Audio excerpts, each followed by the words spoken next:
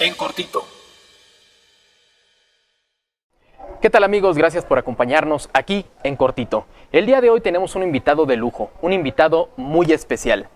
Él es músico, empresario, además tiene una personalidad de todo un caballero. Gracias. Él es mi muy querido amigo Samuel Shafiro. Bienvenido. Gracias.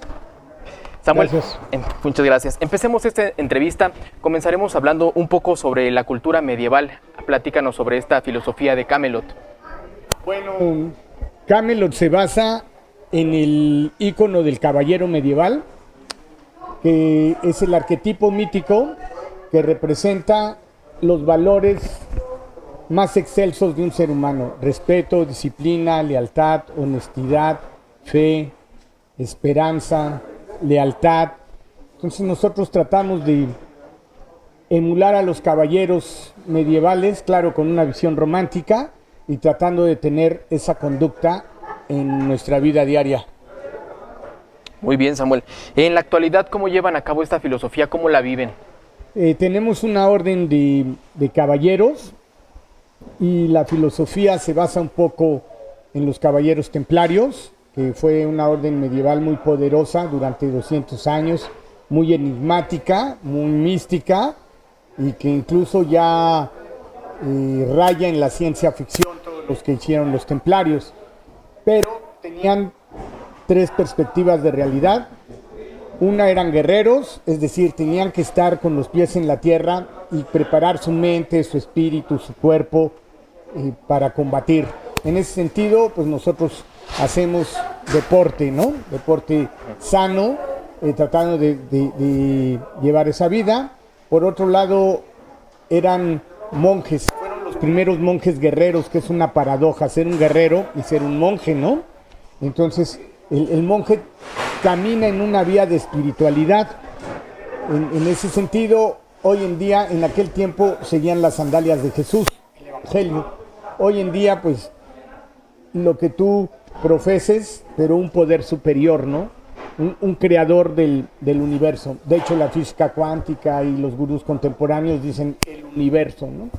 Entonces, tener esa conexión con un mundo espiritual. Y por la otra parte, estos caballeros templarios inventaron la banca. Eran hombres de negocios, eran hombres de empresa, para poder tener un ejército de élite en Tierra Santa. Entonces, ser un guerrero, ser una persona mística y ser un empresario se vuelve un camino de vida. Y lo hemos tratado de hacer. Tenemos una orden de caballeros tratando de aplicar un código de honor y respeto, y sobre todo caminamos contra nuestra cultura, que bueno, somos un país con lleno de cosas maravillosas, pero al mismo tiempo arrastramos la irresponsabilidad del mexicano, ¿no? El llegar tarde, el dejar todo para otro día, la falta de compromiso, etcétera, ¿no? Y en una época contemporánea de millennials y etcétera, pues se han perdido mucho los valores. Entonces nosotros en nuestra orden inculcamos valores, y todo caballero que entra y que pretende convertirse en un caballero, pues tiene que seguir una forma de vida, ¿no? Que se vuelve lo que te comentaba, ¿no? De tener un código de valores que rija tu vida. Es volverte a reconstruir. Hoy en día los chicos muy jóvenes pues no respetan a sus maestros, tienen muchos problemas con sus padres. Entonces aquí vienen un poco desorientados y emocionalmente muy desestructurados. Entonces, a través del entrenamiento físico que da un coach de fútbol americano, a través de seguir un arquetipo, pues vas cambiando tu vida, ¿no? Vas cambiándote tu chip.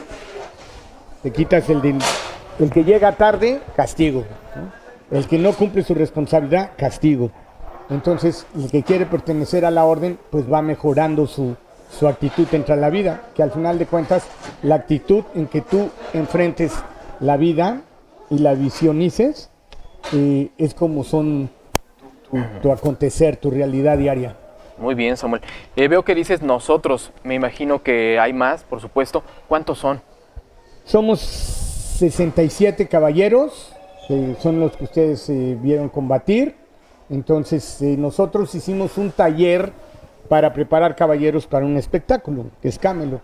Pero nunca pensé que al convertir este proyecto y formar una orden, se convertiría para mí principalmente en un viaje espiritual, ¿no? En un viaje de encuentro, en un viaje de búsqueda, que me ha ido pues cambiando, me cambió mucho, ¿no? Y como yo siempre estuve metido y sigo metido en el arte marcial, pues se combinó perfectamente la filosofía del guerrero, que al final de cuentas es todo lo mismo, ¿no? Transformarte como individuo para sacar lo mejor de ti mismo. Ok, y por ejemplo, si una persona quisiera acercarse contigo para... Tiene que venir al Centro Cultural Miguel Sabido. Los invitamos a que tomen una clase prueba para ver si les gusta el ambiente, si resisten el entrenamiento, ¿no? Hay gente que ha dejado de ser deporte desde hace mucho tiempo, entonces tiene que ir poco a poco. Y si le gusta la forma en que nosotros realizamos la actividad de esgrima medieval, pero no solo es el deporte físico, ¿no? Sino todo lo que conlleva atrás de estas filosofías, ¿no? De en verdad convertirte en un caballero, ¿no? Y siguiendo pues, los valores, ¿no? Que te comentaba, un valor es en lo que crees, ¿no? Crees en la lealtad, crees en la amistad y tratando de ser mejor persona, ¿no? Y como desapegarte un poco al drama, como desapegarte completamente al victimismo y ser responsable de tus actos y de tus decisiones, ¿no? Tener esa conciencia.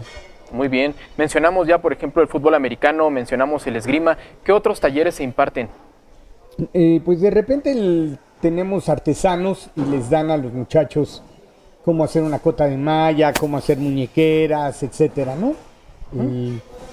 Pero la orden radica en preparar personas para poder participar en un show profesional de primer mundo, espectacular, en la ejecución física, pero también en la ejecución mental y en la ejecución espiritual, ¿no? Porque tenemos que ser un equipo hermanado, tener esa conciencia de que somos una unidad, ¿no?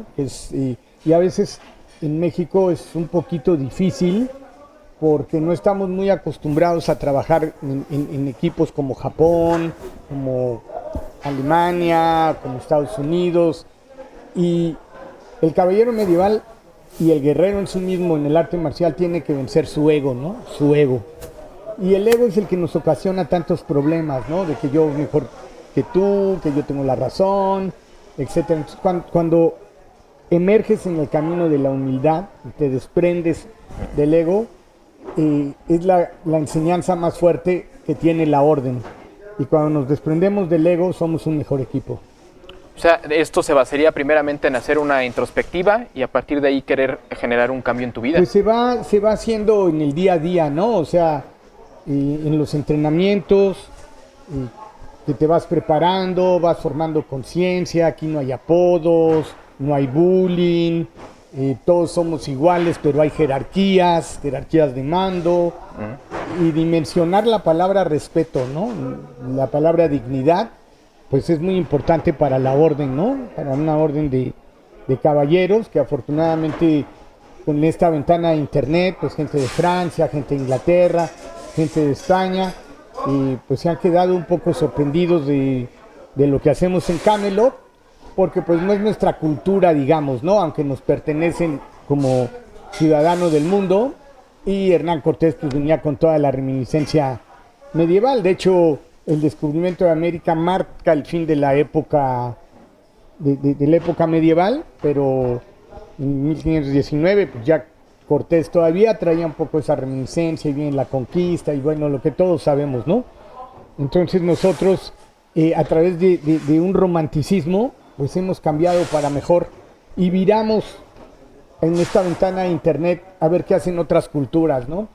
Hoy en día la gente que está muy metida en el fútbol pues ve el cuadro de Japón que sube en el fútbol y que su público es muy respetuoso, limpia los estadios, da las gracias.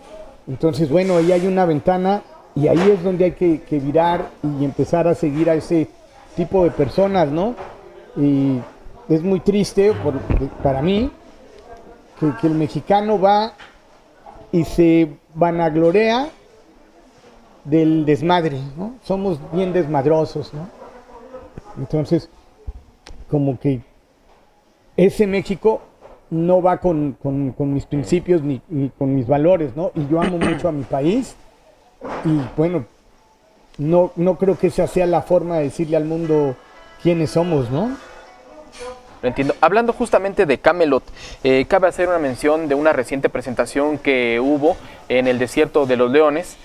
Háblanos un poco sobre esto. Bueno, continuamente Camelot se presenta cada 2 meses, cada mes y medio, y la presentación pasada fue en el Desierto de los Leones con el festival, el 4º Festival Medieval Internacional de Hadas y Duendes, que nos gusta mucho. Y nos fue muy bien, nos fue de maravilla, la pasamos increíble. Entonces el lugar se nos hace maravilloso, es la 3ª vez que estamos. Hablamos con las autoridades y nos dieron el permiso para el día de mañana, domingo 11 de diciembre del 2022. Vamos a hacer otra vez Camelot, pero con la Navidad Encantada. Entonces es una temática un poquito diferente, porque vamos a presentar el Yule.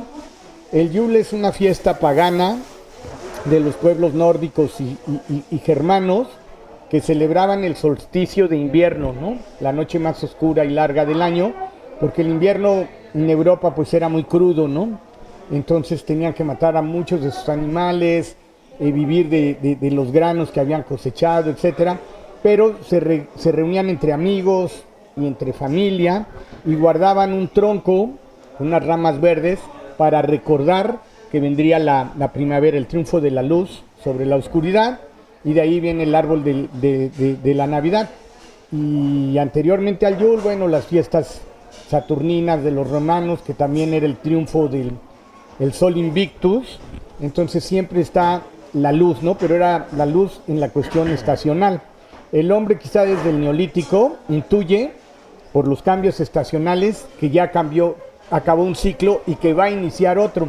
Okay. Entonces era motivo de reflexión. Desde esos tiempos ya la gente cerraba proyectos, abría proyectos, y cuando la cristiandad empieza a tomar estas fiestas paganas y toma el 24 de diciembre como el día del nacimiento de Jesús, independientemente de que pues los expertos dicen que fue en marzo, X, Y, Z, ellos lo tomaron porque era el triunfo de la luz sobre la oscuridad y le dieron la vertiente más espiritual de que la luz del Salvador, que traía amor, fe y esperanza al mundo, acabaría con la oscuridad, ¿no?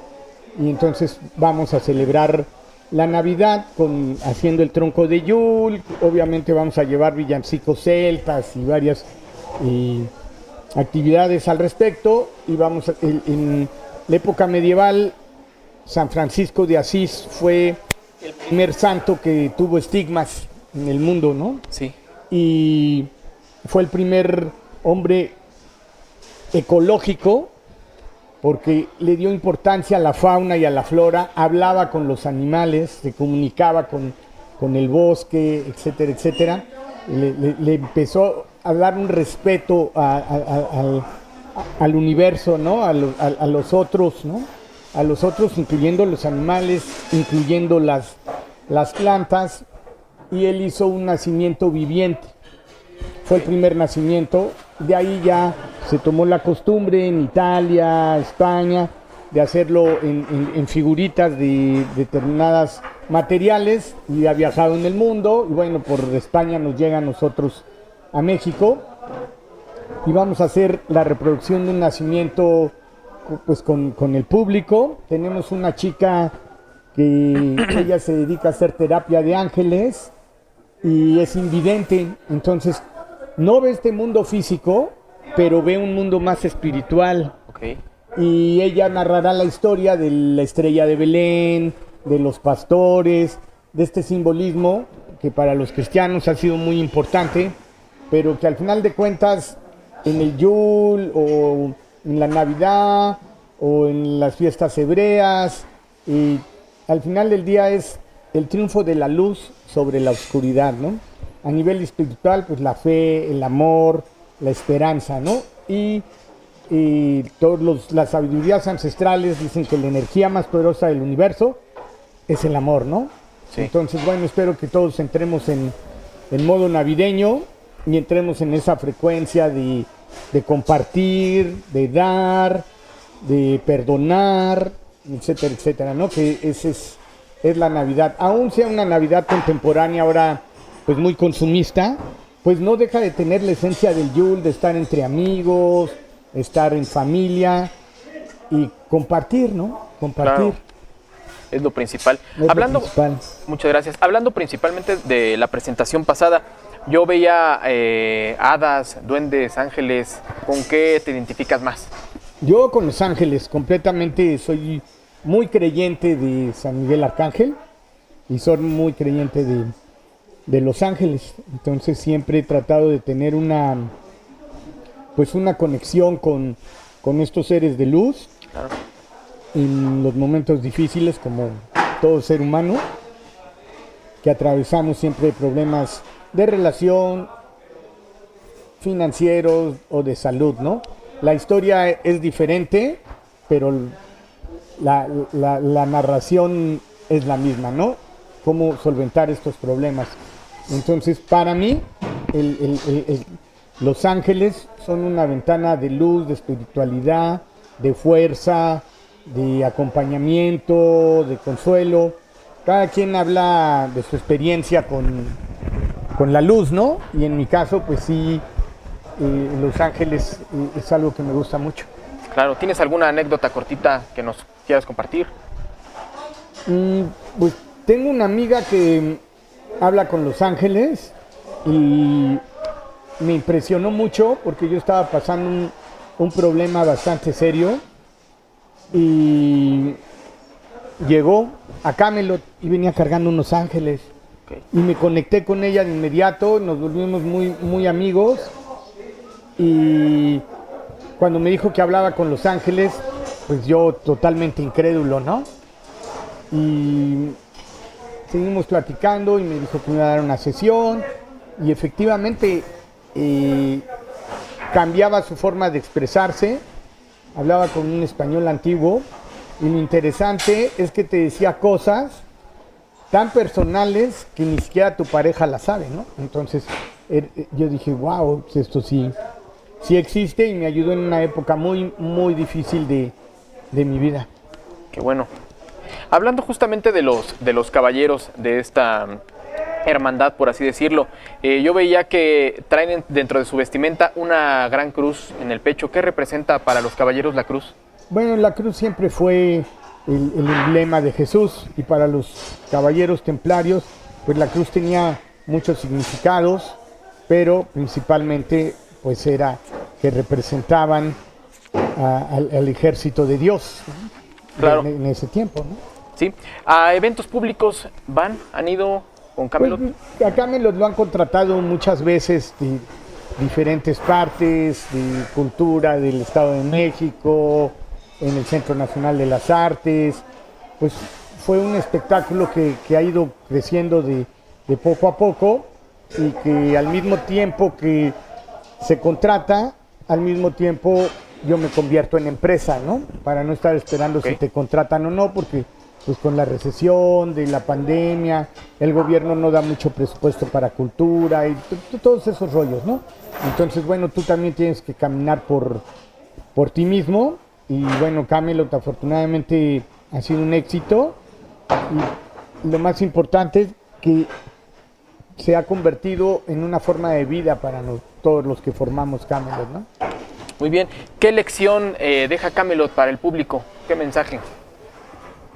Pues nosotros desde el principio que hicimos Camelot siempre queríamos transmitir el mensaje de fe, amor y esperanza, que a veces suenan a cliché, a veces suena muy cursi, pero si algún día has estado solo en tu cuarto, te das cuenta que la fe, el amor y la esperanza son invaluables, ¿no? El diablo decía que que puso sus herramientas a la venta porque ya se iba a retirar, y en los escaparates había un objeto muy pequeño, pero era el más caro, ¿no? Y le preguntaron los otros demonios, oye, ¿y este por qué está tan caro? Dijo, porque es la desesperanza. Si la desesperanza entra, meterás toda la línea de pecados, ¿no? Porque cuando ya no hay una esperanza, el hombre está completamente deshecho, ¿no? Sí. No hay nada que hacer. Hablando justamente de este tipo de retos, de planes, ¿qué sorpresas nos tiene Camelot para el 2023? Pues seguir creciendo. Somos ahorita 67 caballeros, esperamos poder llegar a los 100, porque ya no podemos atender a más gente, a 100 caballeros, día a día, seguirnos profesionalizando, hoy mejor que ayer, mañana mejor que hoy, y seguir haciendo estos espectáculos pues, que nos nutren espiritualmente y que también nos llevan, te digo, por el camino de la empresa. Desde hace más de 5 años entramos a la Universidad Tecnológica de México, a incubadora de empresas, de la mano de Unitec pues hemos ido creciendo y ellos han sido nuestros asesores, y el año pasado de las universidades de Unitec, de más de 175 empresas, premiaron a 14 y una de ellas fue Camelot. Entonces pues, estamos muy contentos, aparte somos la única empresa creativa, porque no hay muchas empresas creativas como Camelot. Sí. Y aparte que sean autosustentables, ¿no? Que sí generen, ¿no? No necesitamos que el gobierno nos ayude, ¿no? Si nos contrata, qué padre, porque nos podemos crecer, pero al mismo tiempo hemos crecido por sí, ¿no? Muy bien. Samuel, ¿cuáles son los medios de contacto para poder ir a los eventos o estar con las noticias Nuestro más relevantes? Facebook es Camelot con K de kilo, el Castillo del Rey. Nuestra página es igual, Camelot el Castillo del Rey. Instagram, todo es Camelot el Castillo del Rey, y nos encuentran en todas las redes sociales, ¿no? TikTok, Instagram, Facebook, que es donde más seguidores tenemos, como 62,000. Y bueno, la página ha ido caminando y estamos muy contentos de que la gente ha recibido el espectáculo de Camelot, y mucha gente lo han comparado, que han tenido la oportunidad de viajar a otros países como España, etcétera, pues nos han puesto en muy buena calidad, ¿no? Y creo que a los chicos que se identifican, no sé por qué, pero nos gusta la edad media, ¿no? Es como cuando una chava te gusta, no Sí. sabes por qué, te gusta. Sí. O sea, a nosotros nos gusta la edad media, nos gusta los caballos, nos gustan las espadas, nos gusta el combatir, nos gusta el tener una hermandad, nos gusta creer en un mundo de caballeros y princesas y de valores y principios. Y yo en lo personal, porque mi abuela me contó muchos cuentos de niño, de caballeros que salvaban princesas, que eran héroes, y que siempre la historia era y vivieron felices para siempre, ¿no? Y yo he querido hacer eso de mi vida, ¿no? Con mi pareja y con mis amigos, y vivir feliz para siempre, o sea, siempre encontrar un final feliz, ¿no? Porque a veces, en mi caso, que soy cristiano, la religión, como que tienes que ser pobre, como que tienes que cargar la cruz de Jesús, estar en el drama y en el sufrimiento, ¿no? Así nos lo leyeron, pero las sabidurías ancestrales lo ven muy diferente, ¿no? Ven un Jesús que canta, un Jesús que baila, un Jesús que festeja la vida, y ese es el Jesús con que nosotros nos quedamos, y pues nos divertimos mucho en Camelot, a pesar de que es muy presionante porque ha ido creciendo, ¿no? Si tú ves allá, ya son muchas cajas de producción, ya cuenta con 2 autobuses, una mudanza, todo un staff, es una compañía de 120 personas, y para este Camelot estamos entusiasmados porque vamos a llevar a 3 grupos nuevos de Celta Music, y no se habían integrado a Camelot, entonces posiblemente ya también formen parte del elenco. Entonces la presión pues es el crecimiento, ¿no? Para dar un mejor servicio al público que nos hace el favor de asistir. Siempre tratamos de que la gente salga feliz y contenta, ¿no? De repente siempre se habla de la falta de memoria que tenemos las gentes, ¿no? hace un año o hace 6 meses todavía estábamos en toda esta cuestión pandémica de angustia, de miedo, depresión, de tac, tac, tac, tac, tac. Y ahora que está saliendo, pues los que afortunadamente estamos vivos, pues agradecer y disfrutar la vida, ¿no? Que cada respiración es un regalo de Dios para nosotros, ¿no? Y así lo vivimos y estamos pues muy felices de que Camelot nos ha dado una razón de vida, ¿no? Un algo por qué luchar, un algo por qué creer, y formamos personas, ¿no? Y nos formamos los unos a los otros siguiendo el camino del caballero. Samuel, hablando precisamente de historia, vamos a regresar un poquito en el tiempo. Platícanos sobre Cristal y Acero, esta exitosa banda de la cual eres fundador y director y que además es pionera en la ópera rock. Bueno, pues ya ha pasado mucho tiempo de los 80s para acá. Sí. Y suena como había una vez que Televisa dominaba el mundo y estaban buscando una banda para musicalizar una ópera rock. Entonces se hizo un concurso de selección, yo me enteré del asunto y nos contactamos con las personas y nos dieron un libreto y nos pidieron que grabáramos unos temas, y era un proyecto de la señora Irene Sabido, que ella era la productora, y afortunadamente cuando mandamos nuestro cassette, nosotros ya veníamos tocando desde los 80s, yo había formado un grupo y era como rock progresivo y estos rollos, yo era el más chico, formé el grupo pero era el más chico de ese entonces, y a mí fuimos a Nueva York y ahí vi una película que se llamaba Heavy Metal y me quedé muy impactado, y la música se denominaba Heavy Metal, y el primer grupo que conocí de ese estilo fue Judas Priest, y quedé pues muy emocionado con ese estilo de música. Grabamos 4 temas, los mandamos y Julissa de Llano los escuchó. El guitarrista de aquel entonces, que era Icar Smith, en una de las canciones hizo un requinto muy al estilo de Queen, y Julissa era fan de Queen y nos eligieron a nosotros. Escribimos toda la música y de repente el Cumán se volvió un fenómeno mediático, los televiteatros se volvieron un fenómeno mediático porque estaban los Timbiriches en el Televiteatro 1 con Vaselina, nosotros estábamos en el Televiteatro 2 con Camelot, que era una puesta en escena innovadora, que rompía todos los clichés establecidos, aparte era mexicana y aparte tenía un grupo de heavy metal en vivo, y eso nos proyectó a la popularidad de una manera pues muy importante. Cuando hacía Siempre en Domingo o Estrellas de los 80s te veían millones de personas, todavía no existía internet y éramos como el grupo diferente, ¿no? Porque todo el environment era como pop. Entonces todos eran como con mocasines, como grupos musicocoreográficos, y salimos nosotros de negro, con estoperoles, con el pelo largo, y pues fue como un parteaguas todo lo que pasó en Camelot. De ahí seguimos grabando discos, presentándonos en conciertos, programas de televisión, haciendo giras.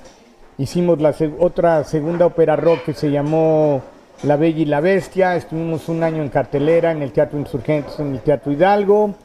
Con Cumán ganamos el premio a la mejor música de teatro, el premio Manuel M. Ponce. Y luego en el 99, ya sin Televisa, porque el departamento de teatro de Televisa en ese momento desaparecía por los cambios de dueños, había muerto el señor Azcárraga, etcétera.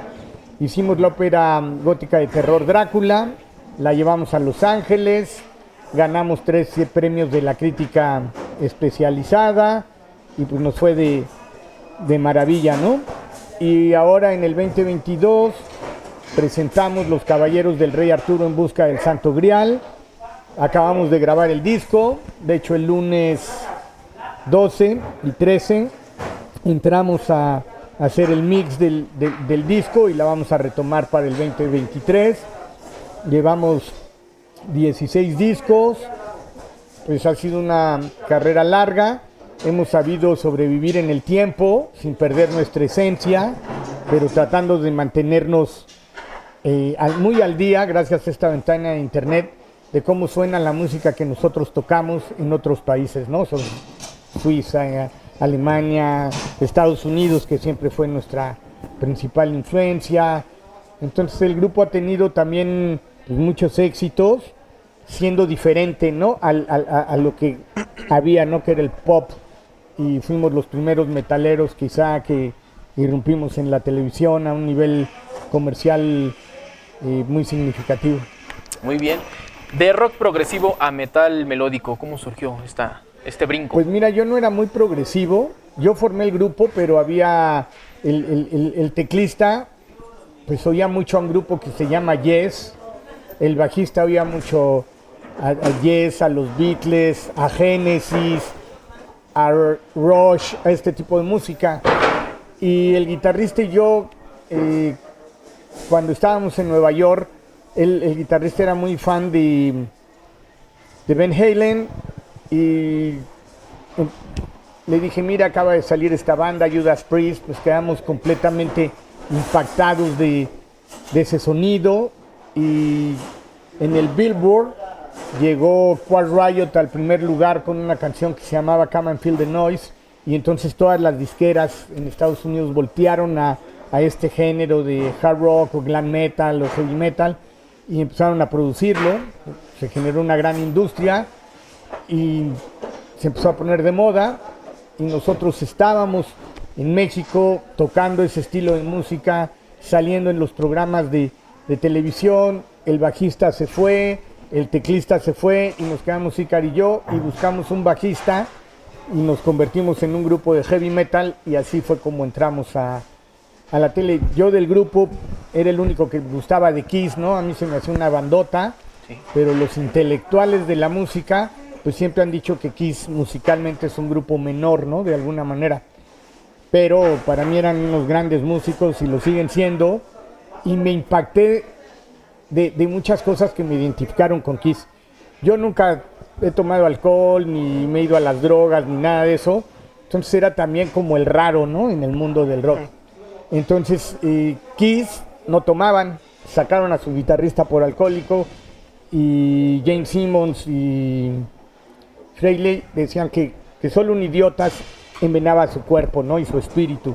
Entonces pues ya me identifiqué mucho con Kiss, sí. Y luego en una entrevista que les hicieron de, bueno, ¿cuáles son tus influencias, no? Ellos eran un grupo setentero, y en vez de decir los grupos contemporáneos o algún grupo del pasado o algo, ellos dijeron, cuando les preguntaron, ¿y como quién quieren ser ustedes, no? Y dijeron, como Coca-Cola. Entonces eso me impactó muchísimo, ¿no? Queremos ser como Coca-Cola. Y es una corporación Kiss, ¿no? De hecho estuvimos en el Hell and Heaven y Kiss estuvo en vivo, entonces estuvo increíble poder también estar nosotros en ese concierto, tocando y con grupos como Kiss. Entonces fue una influencia muy importante para mí Kiss. Incluso en los últimos años, hace como 8 años, terminamos de hacer una presentación de un mes en el Circo Ataide, cuando todavía el Circo Ataide era el circo más importante de México y existían los circos. Se despedían de la Arena México y nosotros fuimos de artistas invitados en la segunda parte del circo, y por X, Y, Z ese grupo pues cumplió su ciclo y se acabó, y yo no sabía qué hacer. Entonces estaba viendo un programa de Kiss de James Simmons que se llamaba Escuela de Rock, que era una serie como un reality show. Okay. Y me tocó mucho, y entonces grabé los covers que a mí me gustaban de los 80s con un disco que se llamó 80s Rock Show Alive, y pues empezamos a tocar otra vez mucho, y el grupo volvió a tener ya en un segundo refresh. Ya no sé cuántos refresh hemos tenido a través del tiempo, pero fue muy bueno ese disco. Grabamos Kiss, por supuesto, sí, claro. Van Halen, Judas Priest, Iron Maiden, Motley Crue, Twisted Sister, pues toda la música con la que nosotros crecimos, y nos divertimos muchísimo. Y bueno, nunca hemos dejado de, así como la Edad Media es un estilo de vida, el ser músico es un estilo de vida, ¿no? Claro. Y nosotros estuvimos en el candelero, estuvimos de moda, dejamos de estarlo, volvimos a estar de moda, pero nunca fue nuestro rollo el estar de moda, ¿no? Nuestro rollo era tocar y sentirnos felices que tocábamos, ¿no? Y aparte, pues ser el raro, ¿no? Toda tu vida, ¿no? El raro porque no tomas, el raro porque no escuchas música pop y de tropical, sino porque ya nos gustaba el heavy metal. Entonces, creamos Comics Rock Show, me voy a ir ahí por Comics Rock Show, que es un lugar para raros, ¿no? De repente me di cuenta que a los que les gustan los cómics les decían frikis. Sí. Y dije, ¿cómo que les dicen frikis, no? Y entonces formé un lugar donde pudieran estar los cómics y la gente encontrara un par, ¿no? Y que no le dijera friki, ¿no? Sino que entendía por qué le gustaban los cómics, ¿no? Ya sea la manga japonesa, ya sea el cómic americano, etcétera, ¿no? Porque Sí. los cómics, digamos que son los héroes contemporáneos, ¿no? Y los héroes siempre son un sinónimo de un camino a seguir, ¿no? Villanos contra buenos, ¿no? Y en la lucha libre, pues igual, y yo dije, bueno, tenemos que tener un foro de expresión, invitamos luchadores, que es lo que más se acerca en México a un superhéroe, y la verdad que los luchadores sí son superhéroes, y bueno, empezó a tener un éxito tremendo, increíble, y yo fui a la alcaldía cuando tomé las riendas del Centro Cultural Miguel Sabido ya hace mucho tiempo, y fui a arreglar los papeles, y entonces me invitaron a unos cursos de mercadotecnia, y que si los tomaba me asesorarían y me ayudarían a sacar mis permisos, ¿no? Y yo dije, perfecto. Y en ese tiempo que estaba López Obrador de regente de la ciudad, decían que creáramos proyectos, ¿no? Para crear fuentes de trabajo, que era muy importante. Y en ese momento creé Comics Rock Show y creé Camelot, el Castillo del Rey. Salieron muy simultáneos, muy pegaditos. Y afortunadamente ambos tuvieron mucho éxito. Yo había estudiado la carrera en mercadotecnia, me faltó el último semestre porque ya estaba metido en Cumán y ya no le di la importancia necesaria a la escuela, y cuando empecé otra vez a convertirme en empresario, pues volví a retomar la mercadotecnia y ahora soy gente de la Universidad Tecnológica de México, en incubadora de empresas. Entonces, como te decía, de los templarios, ¿no? Tenían esa área de ser hombre de empresa, de ser microempresario. Y a mí me gustó por eso esa combinación de esas percepciones de realidad. Ser un guerrero, ser un monje y ser un empresario, ¿no? Acercarte a Dios a través del misticismo, convertirte en una empresa autosuficiente para poder crear abundancia para ti y para otros, y el ser un guerrero, de siempre estar en esta lucha de convertirte en mejor persona, ¿no? Y obviamente de tener condición física, porque bueno, la batería es un instrumento muy demandante y pues han pasado muchos años y yo sigo tocando pues como si fuera ayer, ¿no? Como si hubiera sido Cumán, y estoy muy agradecido de la vida, y esa filosofía en lo personal me ha servido, ¿no? Y creo que a mis caballeros yo trato de decirles, bueno, sean guerreros, sean monjes, y si pueden ser empresarios, pues mejor aún, ¿no? Porque en el dar está el recibir, y ser un empresario es crear trabajo para las personas, ¿no? Y también es un reto muy grande convertirte en empresario. Creo que ser mexicano es un reto muy grande en muchos aspectos, por la cultura que tenemos y por los bajos apoyos que existen, ¿no? Sí. Entonces eso lo hace, pues en vez de que lo carguemos como una cruz, lo tenemos que cargar como un reto, ¿no? De enfrentarte a un mundo hostil que es México, ¿no? Tocamos dos pilares fundamentales de Cristal y Acero, Cumán y Drácula, pero ¿qué puesta en escena es la que más te ha tocado a ti? ¿Por qué? Bueno, la que más me ha tocado a mí fue Drácula, porque yo la hice, porque yo escribí el libreto, porque yo era el productor, porque la pudimos llevar a Los Ángeles, al Teatro Wilter de Los Ángeles, porque me dio 13 premios de la crítica especializada, porque cuando la presentamos en Los Ángeles, Estados Unidos, la cuna de Broadway, tuvimos muy buenos comentarios, incluso nos sorprendió que cuando llegamos a Los Ángeles y nos llevaron a Beverly Hills, donde estaba el teatro, el hotel, yo había contratado a Mauricio Islas, que era un galán de telenovelas muy fuerte en ese momento, porque todavía no estaba internet, Televisa dominaba el mundo, y la controversia era que por qué no estábamos en la zona mexicana, digamos, ¿no? Y que estaban acostumbrados a un teatro de revista, un teatro de albur y etcétera, pero no musicales. Y pudimos presentar un musical en la cuna de los musicales y con mucha dignidad y con mucho éxito. Entonces Drácula me llenó muchísimo. El director de Drácula falleció este año y fue un golpe muy fuerte para mí a nivel personal, porque pues fue un maestro para mí, un maestro de vida, de esta gente que se compromete con el arte de una manera muy profunda, y Drácula pues nos dejó muchas satisfacciones en ese sentido. Para complementar sus presentaciones deciden incursionar en el circo. ¿Qué hay de esto? Bueno, el circo fue cuando hubo una temporada de verano y los señores Ataide contactaron a la productora, que es la señora Irene Sabido, y fusionaron el teatro con el circo, y era Cumán en el circo, ¿no? Salían elefantes reales, etcétera, etcétera. Y bueno, fue muy, muy emocionante para nosotros estar ahí.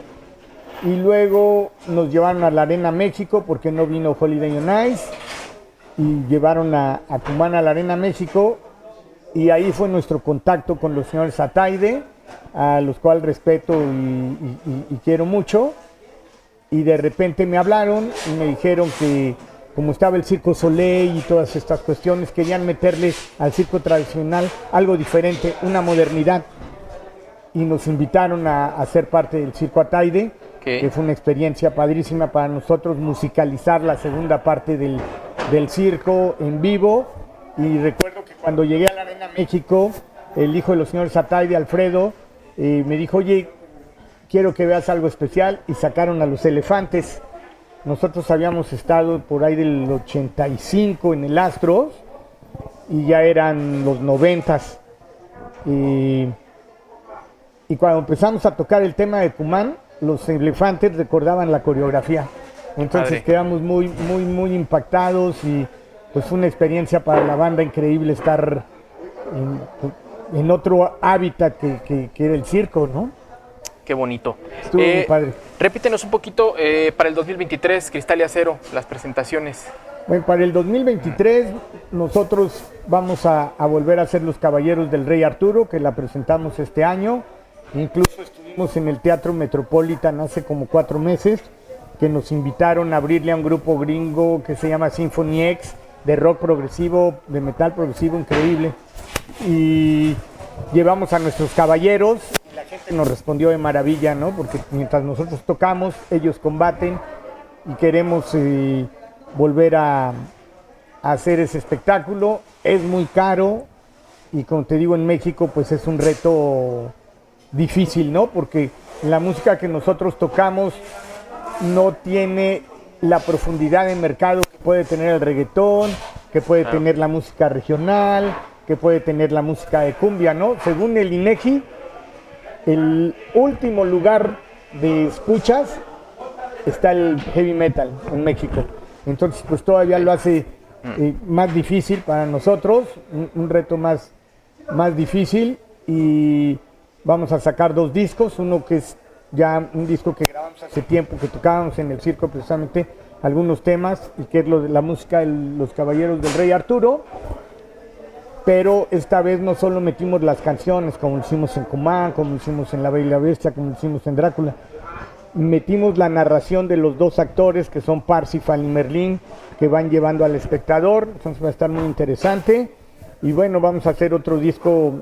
Nosotros tocamos hard rock, heavy metal y power metal. En esos tres géneros la banda se mueve, ¿no?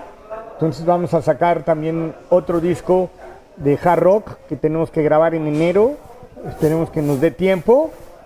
Y bueno, la banda ahora con internet, pues tocando a las personas que les gusta el género, ¿no? Que nosotros tocamos, haciendo conciertos, posiblemente salgamos de gira a mediados de año, no lo sabemos, pero siempre hay planes para la banda, siempre hay planes para Kamelot, siempre hay planes personales, como te decía, con esto del Yule, la gente sabe que se cierran proyectos en esta época y se abren proyectos, ¿no? Entonces, bueno, nosotros estamos cerrando mañana con nuestro Kamelot, el lunes y martes con Cristal y Acero, que estaremos en el estudio y quizá hagamos un ensayo más.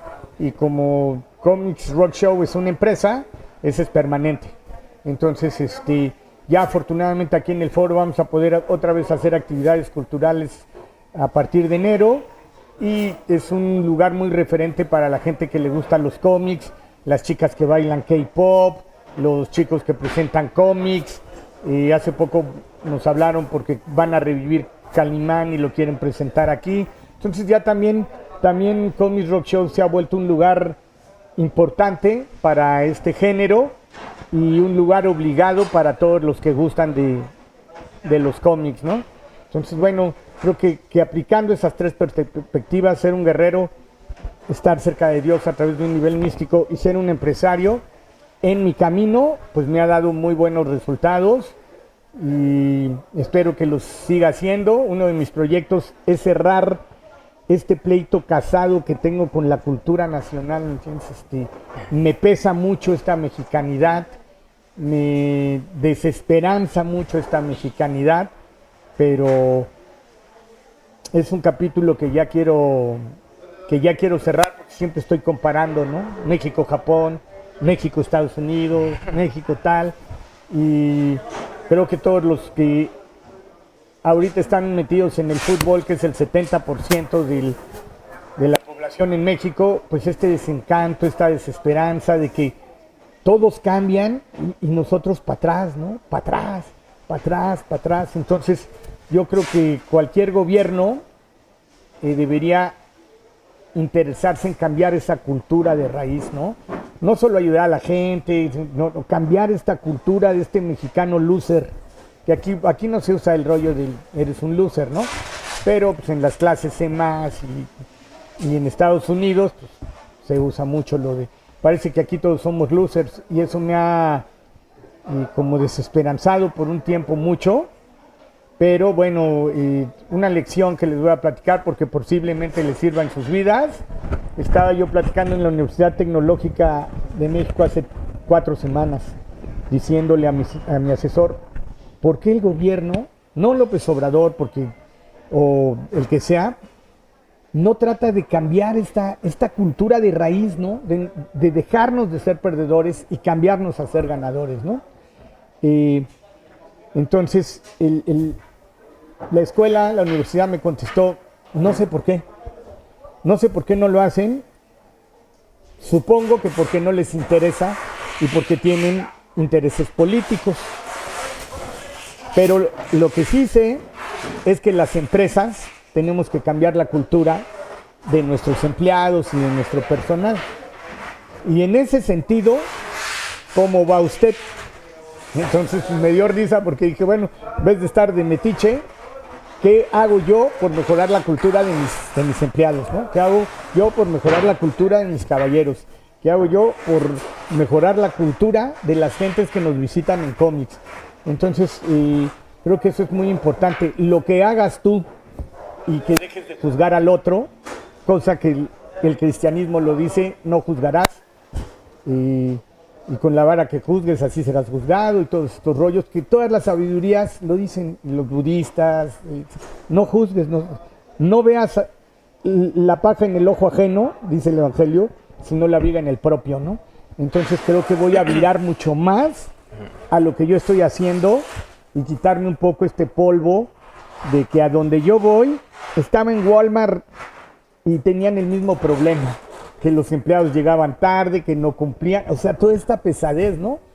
Entonces, pues uno de mis propósitos del año es ver más hacia mí mismo, ver más hacia mi gente y como que olvidarme un poco del entorno, digamos, perdedor, porque hoy ganó Marruecos y es como para la gente que está en el fútbol. Yo no soy muy futbolero, la verdad, pero mis amigos sí.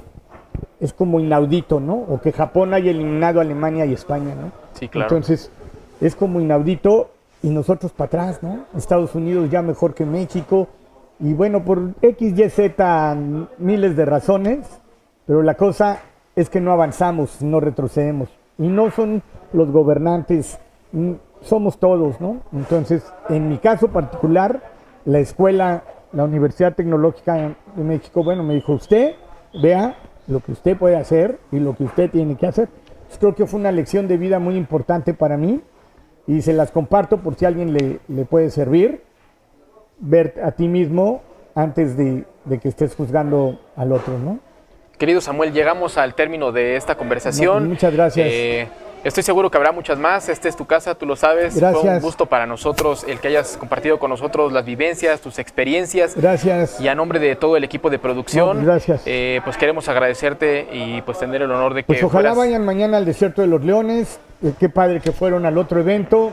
Este no es tan concurrido, pero espiritualmente, aunque suene cursi, cliché, acartonado, necesitamos mucha fe, mucha esperanza y mucho amor, ¿no?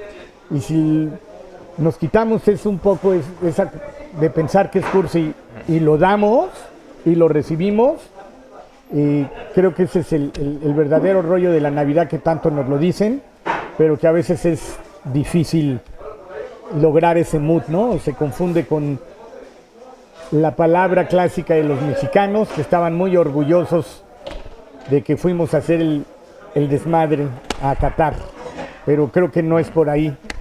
No es esa la alegría, no es ese el coraje, no es esa la forma, desde mi punto de vista, y espero que mi cultura se la pueda dar a mi gente, que cuando veo a todos mis caballeros, fíjate, fuimos al Zócalo el domingo pasado a hacer una práctica. Estábamos haciendo una práctica y llega una autoridad que ni era autoridad, que ni era importante, pero me costó mucho en mi ego no actuar como cuando yo tenía 25 años, ¿no? Que era prepotente, que era déspota, y me costó mucho darle el ejemplo a mi gente de respetar y todo esto, pero no tenían por qué movernos, ¿no? Yo soy asiduo creyente del Señor del Veneno, todos los viernes voy a su iglesia y paso por el Zócalo y están gentes vociferando contra el gobierno, mentando madres, etcétera, etcétera, y no los quitan. Yo le decía a este cuate, oye, estoy haciendo una práctica deportiva, me estás pidiendo que me retire y no sé qué. Cuando estoy construyendo personas, estoy aportando a mi país, pero bueno, los malos mexicanos desgraciadamente también existen. Antes me daba mucha tristeza, ¿no? Ahora me dio coraje. Dije, bueno, pues aplicarlo en lo que yo tengo que hacer, ¿no? Mi querido Samuel, antes de terminar, quiero agradecerte que seas padrino de esta serie. Al contrario, muchas gracias. Eres todo un caballero. Oh, bendito sea Dios, ojalá así sea. Así es, y sobre todo mucho éxito. Te agradezco mucho.